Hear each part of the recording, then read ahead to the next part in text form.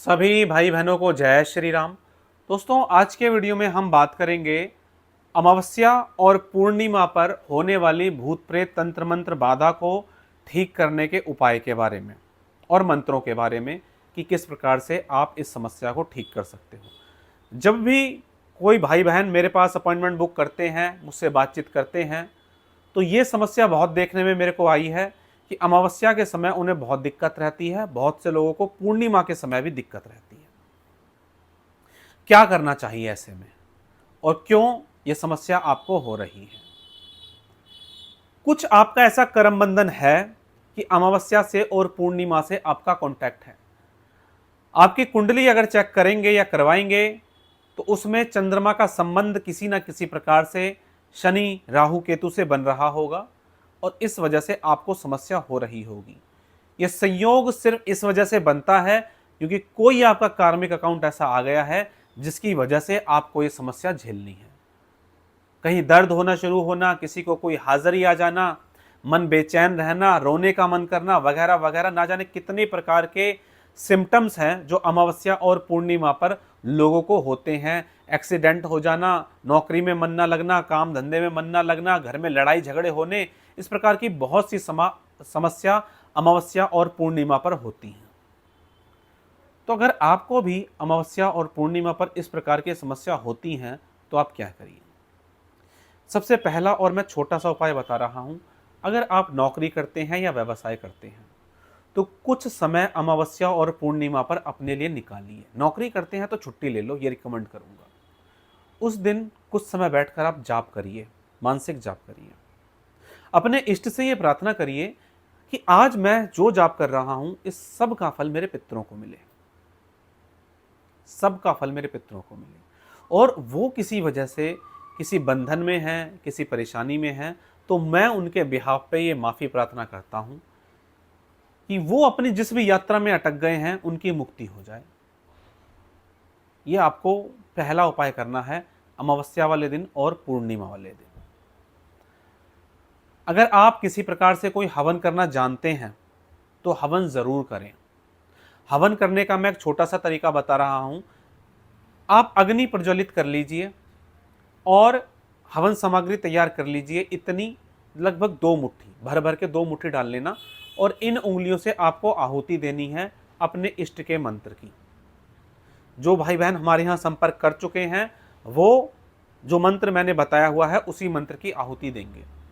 ऐसे आहुति देकर अंत में स्वाहा लगा दें, 108 आहुति दें और पहले संकल्प लगा लें कि आप किस लिए ये हवन कर रहे हैं। हवन में आप क्या संकल्प लगाएंगे?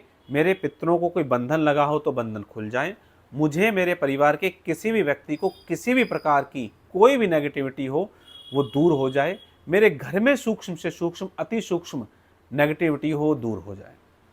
ये संकल्प आपको ले लेना है और उसके बाद आपको 108 आहुति दे देनी है। 10 मिनट लगेंगे ज़्यादा से ज़्यादा। आपको अग्नि प्रज्वलित ज़रूर करके रखें ताकि हवन सामग्री की आहुति देने पर वो अग्नि बुझ ना जाए। और हमारे यहाँ हर पूर्णिमा और अमावस्या पर हवन किया जाता है। आपकी समस्या आपको लगता है ज़्यादा पुरानी है तो हमारे यहाँ से आप हवन बुक करके हवन करवा सकते हैं। तो ये मैंने दूसरा उपाय बताया अमावस्या और पूर्णिमा पर। तीसरा उपाय, अगर आप ऐसी जगह पर रहते हैं जहाँ पर कोई नदी पास है, कोई पवित्र नदी पास है, तो अपने परिवार सहित ज़रूर स्नान करें। परिवार सहित नहीं कर सकते तो अकेले जाकर ज़रूर करें और अपने पितरों की मुक्ति और शांति के लिए प्रार्थना वहाँ पर ज़रूर करके आएँ। कुछ दान पुण्य का काम भी वहाँ पर करके आएँ। इस वीडियो के माध्यम से मैं आपको ऐसा आश्वासन देता हूँ कि 3 अमावस्या करते ही आपको आपकी समस्या में सुधार दिखना शुरू हो जाएगा अगर आप बहते हुए जल में, नदी में स्नान करना शुरू कर देते हैं तो। और जब इस उपाय को करो, अगर सारे सदस्य जाते हैं तो ठीक, नहीं तो अगर एक व्यक्ति जाता है तो 1 नारियल ले लेना, या घर में कम लोग हैं, 3 या 4 लोग हैं तो 3 से 4 जटा वाले नारियल ले लेना, सबके सर के ऊपर से उतार लेना मंत्र पढ़ते हुए अपने इष्ट का या हमारे यहाँ से दिया हुआ। सीधा उतारना, उल्टा नहीं उतारना उसको। ये उतारना कैसे है इसके लिए मैं डिस्क्रिप्शन में एक वीडियो दूंगा, उस वीडियो के माध्यम से आप वो नारियल उतारना और उसको जाकर वहाँ पर फोड़ देना। ठीक है, और फोड़ के उसे जल प्रवाह कर देना। और गंगा नदी में जाते हो तो गंगा मैया से या किसी भी पवित्र नदी में जाते हो उनसे प्रार्थना करना कि हे माता, ये जो हमारी समस्या है इस बहते जल के साथ, इस नारियल के साथ जल प्रवाह हो जाए। इस प्रकार आपको ये करना है। और अकेले जाते हो तो फिर आपको एक ही नारियल का प्रयोग करना है। तो ये नारियल वाला उपाय आप अमावस्या पर निश्चित तौर पर कर सकते हो। अगर इस दिन आप किसी भी प्रकार से कोई बड़े लेवल पे कोई दान पुण्य कर सकते हो तो ज़रूर करें। और अपने इष्ट से ये प्रार्थना करें कि जो भी मैंने दान पुण्य का काम किया है इसका सारा फल हमारे पितरों को मिले, हमारे जो पितर हैं उनको इसका फल मिले। ये काम आप कर सकते हैं।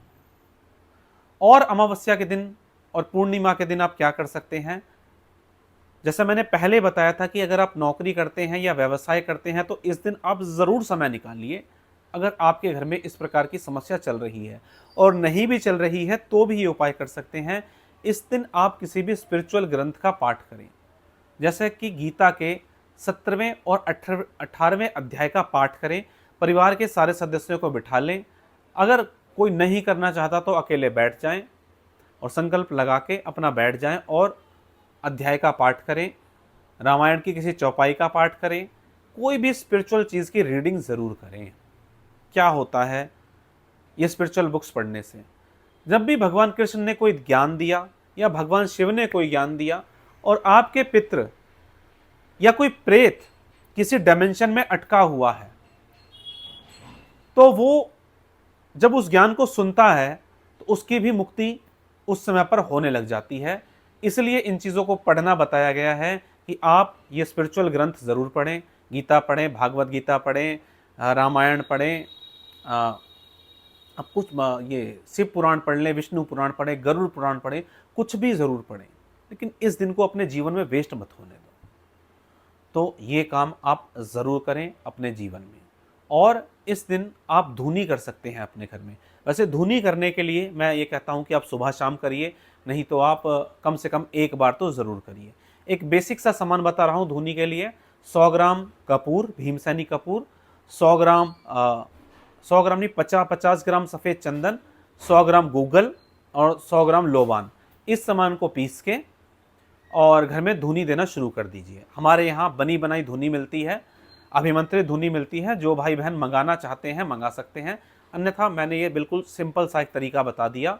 जो भाई बहन नहीं मंगा सकते, वो कहते हैं कि भाई हम फाइनेंशियली वीक हैं, हम नहीं मंगा सकते, आप मत मंगाइए, आप अपने आप बनाइए, आपका बहुत कम खर्चा होगा। और गोबर के कंडे को गैस पे सुलगा के अपना मंत्र पढ़ते हुए घर में इसे 3 बार घुमाइए। 3 बार इसको घुमाइए और घुमा के इसे अपने घर के मेन गेट पे रख दीजिए। ये धुनी करने से क्या होता है, धुनी में बहुत सारी चीज़ें ऐसी होती हैं जो नेगेटिविटी बिल्कुल पसंद नहीं करती, मतलब परेशानी होती है उसको उससे, और उस खुशबू को करने से नेगेटिविटी बाहर जाना शुरू हो जाती है। तो रेगुलर इसे करिए, अन्यथा इसको आप अमावस्या और पूर्णिमा पे ज़रूर करें या सप्ताह में एक दिन ज़रूर करें। ऐसा करने से आपके घर में जो नेगेटिविटी है वो ठीक होना बिल्कुल शुरू हो जाएगी। ये उपाय आप ज़रूर करें। और इसके अलावा आप क्या कर सकते हैं, आप अगर किसी नदी में नहीं जा सकते तो गंगा जल या पवित्र नदी का जल पानी में डालकर ज़रूर स्नान करिए। इस दिन ज़रूर स्नान करें। इस दिन आप थोड़ा सा नमक जो होता है सेंधा नमक, वो पानी में डाल के ज़रूर स्नान करिए। पर यहाँ मैं ये रिकमेंड करूँगा कि आप कोई भी उपाय करो, जैसे आपने नमक का उपाय करना है, जल का उपाय करना है, धुनी करनी है, कुछ मंत्रों का जाप उस पर कर लीजिए। भले ही 21 बार कर लीजिए, 51 बार कर लीजिए।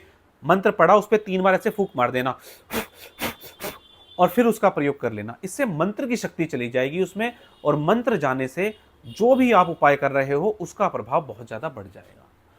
तो अमावस्या और पूर्णिमा पर आपको प्रॉब्लम फील होती है तो इस उपाय को ज़रूर करना शुरू कर दो। अंत में मैं ये रिकमेंड करूँगा, अमावस्या से एक दिन पहले, अमावस्या वाले दिन और अमावस्या से एक दिन बाद 3 दिन लगातार उपाय करो। तो आप देखेंगे कि अब जो अमावस्या पूर्णिमा आएगी उस पर आपको इतनी प्रॉब्लम नहीं होगी जितनी होती हुई आई थी। आशा करता हूं कि इस वीडियो से आपको कुछ ना कुछ हेल्प ज़रूर मिलेगी और जिन भाई बहनों को अमावस्या और पूर्णिमा पर समस्या आ रही थी वो नहीं आएगी। चलिए दोस्तों, आज के वीडियो में इतना ही। मिलेंगे इसी तरह की जानकारी के साथ अपने अगले वीडियो में। तब तक के लिए जय श्री राम।